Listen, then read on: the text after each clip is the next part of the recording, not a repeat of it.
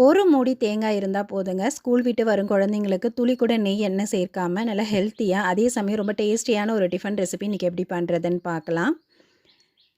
இப்போ இதுக்கு நான் பெரிய மூடி தேங்காய் ஒன்று எடுத்திருந்தேன். தேங்காயை துருவிட்டு ஏதாவது ஒரு கப் அளவு எடுத்துக்கோங்க. அந்த கப்பால் துருவின தேங்காயை நல்லா அழுத்தி அளந்து எடுத்துக்கலாம். ஏன்னா எல்லா அளவுகளும் இந்த கப்பால் தான் நம்ம அளந்து எடுக்க போகிறோம். இப்போ நம்ம அளந்து எடுத்த தேங்காய் துருவலை மிக்ஸி ஜாரில் சேர்த்துட்டு அதே கப்பால் 2 கப் அளவுக்கு தண்ணி விட்டுக்கலாம். தண்ணி விட்டு இதை அரைச்சி எடுக்கும்போது பால் பார்த்திங்கன்னா நல்லா கெட்டியாக இருக்கும். அது இந்த ரெசிபிக்கு நல்ல ஒரு டேஸ்ட்டு கொடுக்கும். நீங்கள் ஏலக்காய் தூள் நுணுக்கி வச்சில்ல அப்படின்னா இந்த டைமில் 2 ஏலக்காயும் சேர்த்து அரைச்சிட்டிங்கன்னா நல்லா வாசமாக இருக்கும். இப்போ நம்ம அரைச்சி வச்சுருக்க தேங்காயை இந்த மாதிரி நல்லா வடிகட்டி எடுத்துக்கோங்க. இப்போ இதில் நம்ம வேறு எந்த தண்ணியுமே சேர்க்க போகிறதில்ல. இந்த தேங்காய் பால் விட்டு தான் இந்த ரெசிபியை நம்ம ரெடி பண்ண போகிறோம். இதை நல்லா பிழிஞ்சு எடுத்துக்கலாம்.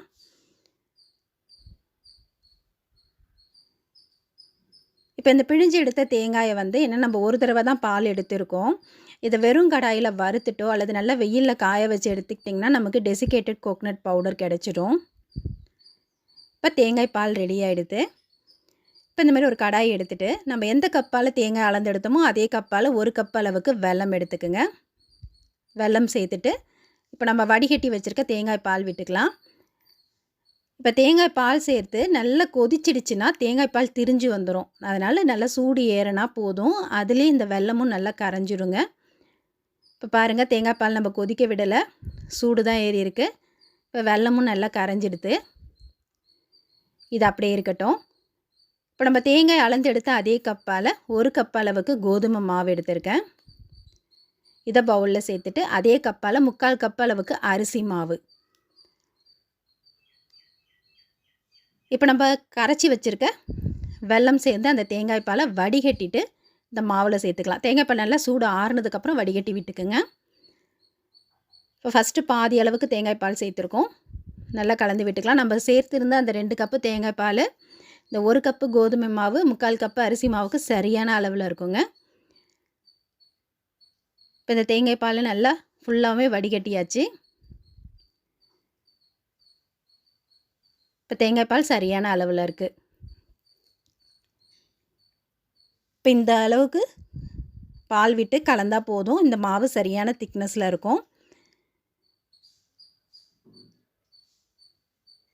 பாருங்கள், இது ரொம்ப தண்ணியாகவும் இல்லை, அதே சமயம் ரொம்ப கெட்டியாகவும் இல்லை.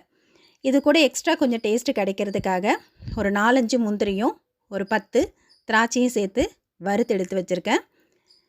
முந்திரி நல்லா பொடி பொடியாக கட் பண்ணிக்கோங்க. இதில் பாதி அளவுக்கு மட்டும் இப்போ சேர்த்துக்கலாம். மீதி பாதியை நம்ம ஊற்றிட்டு அதுக்கு மேலே தூவி விட்டுக்கலாம். பார்க்கவே நல்ல க்ரீமியான பதத்தில் நம்மளோட மாவு ரெடி ஆகிடுது. இப்போ இது கூட ஒரு 2 சிட்டிகை அளவுக்கு உப்பு சேர்த்துக்குங்க. அந்த இனிப்பு டேஸ்ட்டை தூக்கி கொடுக்கும். வாசனைக்காக 1/4 ஸ்பூன் ஏலக்காய் தூள். இந்த ஏலக்காய் தூள் நீங்கள் நுணுக்கி வைக்கலைன்னா தேங்காய் கூடயே சேர்த்து ஏலக்காயை அரைச்சி எடுத்துக்கிட்டாலும் நல்லாயிருக்கும். இப்போ இது கூடயே ஒரு 1/4 ஸ்பூன் அளவுக்கு நம்ம சமையலுக்கு யூஸ் பண்ணக்கூடிய ஆப்ப சோடா சேர்த்துக்குங்க. அப்போ தான் நல்லா ஃப்ளஃபியாக வரும். ஆப்ப சோடா சேர்த்துட்டு நல்லா கலந்து விட்டுக்கலாம். இப்போ இந்த ரெடி பண்ணியிருக்க மாவை நம்ம இட்லி பிளேட்டில் இந்த மாதிரி ஒரு அரை கரண்டி அளவுக்கு மாவிட்டு வேக வைக்கிறதுனால வேக வைக்கலாம். அல்லது நம்ம வீட்டில் இருக்கக்கூடிய இந்த மாதிரி டீ டம்ளரோ சின்ன கப் எடுத்துக்கோங்க. நம்ம அஞ்சரை பெட்டியில் இருக்கக்கூடிய கப்பு பார்த்திங்கன்னா ஒரே சைஸில் இருக்கும். இப்போ நீங்கள் அந்த கிண்ணத்தில் ஊற்றி வச்சிங்கன்னா எல்லாமே ஒரே சைஸாக பார்க்க ஈவனாக இருக்கும்.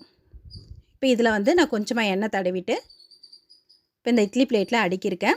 அதேமாதிரி இட்லி பிளேட் பார்த்திங்கன்னா நம்ம இட்லி பாத்திரத்தில் வச்சு வேக வைக்கலாம். அல்லது இந்த மாதிரி ஒரு கடாயில் தண்ணி வச்சுட்டு அதில் இட்லி பிளேட்டை போட்டு கூட நம்ம வேக வச்சு எடுத்துக்கலாம். இப்போ நம்ம எந்த கப்பில் மாவு ஊற்றினாலுமே பார்த்திங்கன்னா ஒரு 3/4 வாசி அளவுக்கு மட்டும் மாவு விட்டுக்குங்க. ஏன்னா இது வெந்து வரும்போது நல்ல ஒரு 1/4 இன்ச்சுக்கு உப்பி வரும். நம்ம ரொம்ப அதிகமாக விட்டுட்டோம்னா பொங்கி வெளியெல்லாம் வந்துடும். அதனால் ஒரு 3/4 வாசி அளவுக்கு மட்டும் மாவு விட்டுருக்கேன் பாருங்கள்.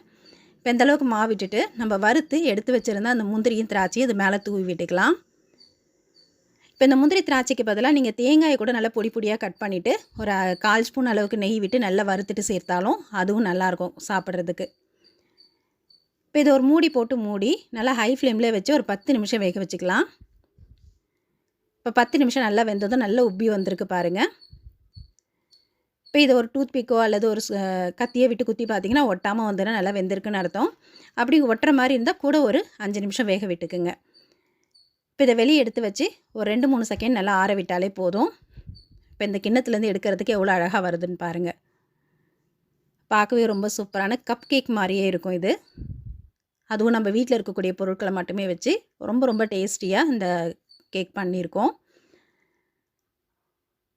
குழந்தைங்க கேக் கேட்டு அடம் பிடிக்கும்போது கண்டிப்பாக இந்த மாதிரி நம்ம வீட்டில் இருக்கக்கூடிய பொருட்களை வச்சு ரொம்ப சிம்பிளாக இதை பண்ணி கொடுக்கலாங்க. இது சாப்பிட்றதுக்கும் நல்லா ஃப்ளஃபியாக, அதே சமயம் ரொம்ப டேஸ்டியாக இருக்கும். கண்டிப்பாக இந்த ரெசிபியை நீங்களும் ட்ரை பண்ணி பாருங்கள். இந்த வீடியோ உங்களுக்கு பிடித்திருந்தால் லைக் பண்ணுங்கள், ஷேர் பண்ணுங்கள், சப்ஸ்கிரைப் பண்ணுங்கள். உங்கள் ஃப்ரெண்ட்ஸ் ரிலேட்டிவ்ஸோடு இந்த வீடியோவை ஷேர் பண்ணிக்கோங்க. நன்றி, வணக்கம்.